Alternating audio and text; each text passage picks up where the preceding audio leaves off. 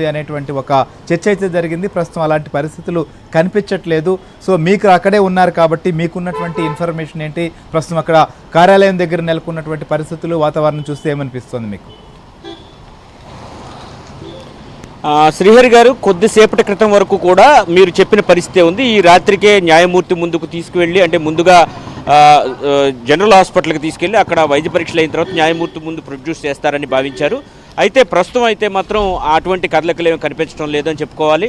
ముఖ్యంగా ఛార్జ్ షీట్ని వేసిన తర్వాత కూడా ఆ ఛార్జ్ షీట్ న్యాయమూర్తి ఇంటికి తీసుకువెళ్లారు. ముందు తీసుకువెళ్లాలని ఇక్కడి నుంచి బయలుదేరి విజయవాడ సమీపంలో తాడిగడప వరకు కూడా వెహికల్ తీసుకువెళ్ళడం జరిగింది. అయితే అక్కడ న్యాయమూర్తి ఛార్జ్ షీట్ను కోర్టులోనే ఉంచాలని చెప్పడంతో తిరిగి ఏసీబీ కోర్టుకు తీసుకొచ్చి అక్కడ ఛార్జ్ షీట్ను వేసి అక్కడ ఉన్నటువంటి ఆఫీస్కు తాళాలు వేసిన పరిస్థితి అయితే ఉంది. తరువాత ఈ మొత్తం వ్యవహారంలో మిథున్ రెడ్డి సుమారు 7 గంటల పాటు, 6:30 గంటలకు పైగా, దగ్గర 7 గంటల పాటు విచారించారు. విచారణలో అయితే మాత్రం ఆయన ఏమాత్రం సహకరించలేదని మనకు అంతున్న సమాచారం బట్టి తెలుస్తుంది. అయితే ఒక విషయం మనం స్పష్టం చేయాలి, ఈరోజు వేసినటువంటి ఛార్జ్ షీట్లో చాలా కీలక అంశాలను అయితే మాత్రం ప్రస్తావించారు. ఎలక్ట్రానిక్ ఎవిడెన్స్లు, ఏదైతే ఈ నిందితులందరూ కలిసి ఏం చేశారనే దాని మీద ఎలక్ట్రానిక్ ఎవిడెన్స్లు సేకరించారు. వీళ్ళకి సంబంధించిన గూగుల్ టేక్అవుట్లు కూడా తీసుకుని వీరంతా కూడా ఎప్పుడెప్పుడు సంభాషించారు, ఎక్కడెక్కడ ఉన్నారు అనేది కూడా సమాచారాన్ని సేకరించారు. మిథున్ రెడ్డి ఒకటే చెబుతున్నారు, ఈ కేసు నిలబడదు అని పొద్దున్న మీడియాతో మాట్లాడుతూ చెప్పడం జరిగింది.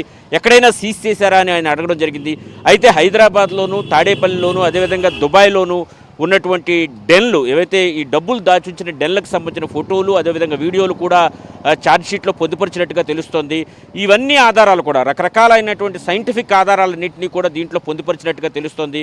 ఇదే సమయంలో 7 గంటల పాటు, సుమారు 7 గంటల పాటు విచారించిన తర్వాత ఆయన్ను అరెస్ట్ చేస్తున్నట్లుగా ఆయనకు నోటీస్ ఇచ్చి చూపడం జరిగింది. అదేవిధంగా ఫ్యామిలీ మెంబర్స్ కూడా 8-8:30 మధ్య ప్రాంతంలో సమాచారాన్ని కూడా అందించడం జరిగింది. కాబట్టి ఈ రాత్రికి ఆయన ఇక్కడే సిట్ కార్యాలయంలో ఉంచి రేపు తెల్లవారుజామునే లేదా 9-10 సమయంలో ఆయన్ను ప్రభుత్వ ఆసుపత్రికి తీసుకెళ్లి వైద్య పరీక్షలు చేసి తర్వాత న్యాయమూర్తి ముందు ప్రవేశపెట్టే అవకాశం ఉంది. అయితే న్యాయమూర్తి ఏ టైంలో టైం ఇస్తారు అనే దాన్ని బట్టి ఆయన జనరల్ హాస్పిటల్కి తీసుకెళ్ళి, గవర్నమెంట్ హాస్పిటల్కి తీసుకెళ్లే టైం అనేది ఫిక్స్ అవుతుందని మనం చెప్పుకోవచ్చు. కాబట్టి దాని అనుగుణంగా ఆయన అయితే మాత్రం న్యాయమూర్తి ముందు ప్రొడ్యూస్ చేసి తర్వాత రిమాండ్కు కోరే అవకాశం ఉన్నట్టుగా మనకు తెలుస్తుంది. మొత్తం మీద ఈ మొత్తం వ్యవహారంలో తీసుకుంటే 40-46 మంది నిందితులను ఇప్పటికే పేర్కొన్నారు. 46 మంది వరకు కూడా నిందితులను పేర్కొన్నట్టుగా తెలుస్తోంది. 11 మందిని ఇప్పటికే అరెస్ట్ చేశారు. ఇప్పుడు మిథున్ రెడ్డి అరెస్ట్తో పాటు 12వ వ్యక్తిని కూడా అరెస్ట్ చేసినట్టుగా భావించాల్సి ఉంటుంది. ఎవరైతే బిగ్ బాస్ ఉన్నారో ఆయన ముందు లబ్ధిదారు ఇతనే అని అందరూ కూడా చెబుతున్న నేపథ్యంలో నెక్స్ట్ ఎవరు అనే చర్చ కూడా రాజకీయ వర్గాల్లో ఇప్పటికే ప్రారంభమైన పరిస్థితి అయితే ఉంది. రైట్ సత్య, మనం డిస్కస్ చేద్దాం. ఖచ్చితంగా నెక్స్ట్ ఎవరు అనేటువంటిది ప్రస్తుతం అయితే అందరూ కూడా చర్చించుకుంటున్నటువంటి విషయం. ఖచ్చితంగా దీంట్లో బిగ్ బాస్ వరకు వెళ్ళబోతోంది.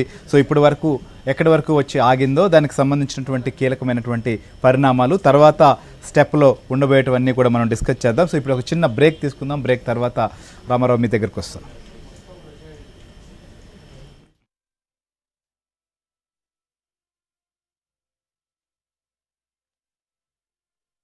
రాజకీయాలకు అతీతంగా అందరినీ చూపించి లైక్ విట్నెస్లు ఇచ్చిన స్టేట్మెంట్ లో కానీ లేదా కో అక్యూజ్డ్ ఇచ్చిన స్టేట్మెంట్స్ ద్వారా కానీ if they are pointing out to one individual who was that the helmet